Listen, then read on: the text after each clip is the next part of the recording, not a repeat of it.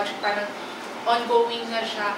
How much of your soul and your heart this time will be seen when the show airs?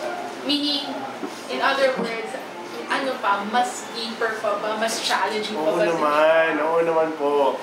Sa lahat naman po ng project ko, binibigay ko buong pagkatao ko, buong kaluluwa, kumbaga, ibibigay ko na, lalo na po dito sa susunod na project na Storya, basta sa makikilala niyo po dito si Tin at McCoy, ang storya po nila.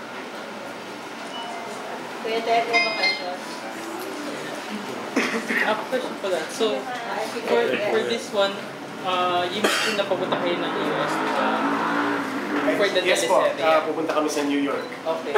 So, kasama na rin ba nun yung promotion for the US tour ng Everything About Her?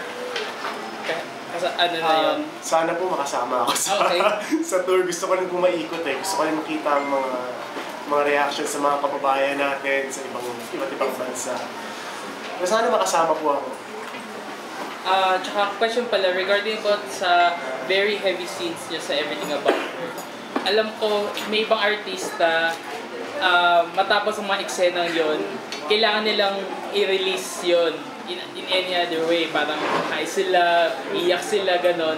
May ganon bang moment dun sa, yun nga, sa mga heavy scenes na pagdaanan mo na parang kailangan, pagkatapos mag-cut, parang gusto mo ilabas pa yung mga emotions na natira pa sa'yo? Meron po mga ganun, katulad po ng mga eksena katulad po ng eksena sa kotse, kung napanood niyo po, meron po kami eksena sa kotse, at yun nga po yung hospital scene, at marami po pong eksena na nagkukulong lang talaga ako sa kwarto, nagkukulong lang talaga ako sa sasakyan, kasi gusto ko lang i-keep, yun nga po, gusto ko pong i-keep yung sakit sa puso, gusto ko lang mag-remain, ayokong pakawalan yung sakit sa damdamin.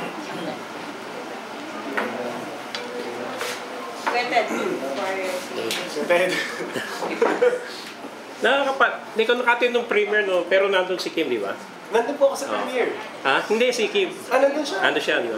So, anong pakiramdam ni Kim while watching the movie? Nakwento ba sa'yo? Oo, nagtagpo kami finally nung pagkatapos ng pelikula, medyo maraming tao. Tapos, nahirapan niya kami magtagpo. Pero siguro mga 5 minutes, 10 minutes. Finally, nagtagpo kami. Tapos tuwa siya.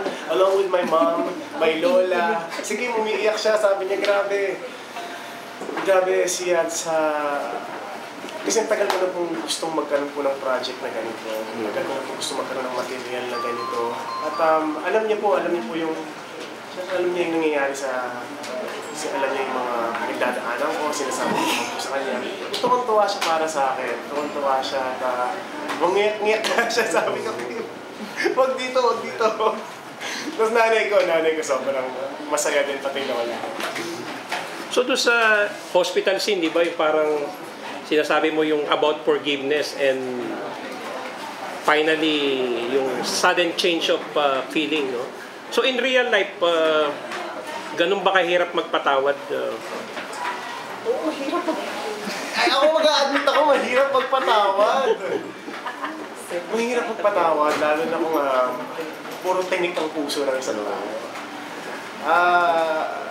Siguro, ako yung tipo ng tao, marami rin ang tingnik ng puso. Marami rin ako nakit, of course. Marami rin nangyari sa akin. And it's really hard to find forgiveness. Kasi yung scene na yun sa hospital scene, I think sa mga movies na napanood ko sa'yo, it's talagang the ultimate sort of powerful scene na binigyan mo talaga ng justice yung ano. So where did you get that yung parang inspiration, or how did you prepare for that scene? Hindi po isa, siguro yung mga pagkukulong ko sa kwarto, yung mga pagkukulong ko sa kotse, yung sa mga pag-uusap po namin sa director namin, si Direk Joyce, talagang na bawat eksena dapat alam namin tungkol sa itong eksena na ito, kung sino nga ba si Albert, sino nga ba dito si Albert Mitra. Talagang natutukan lang po talaga kami ng director namin. Maraming salamat sa mga writers na rin ng Direk Joyce. Congratulations. Salamat. Kahapon ko lang napanood, pero talagang lumuha ako. Sabi nga nila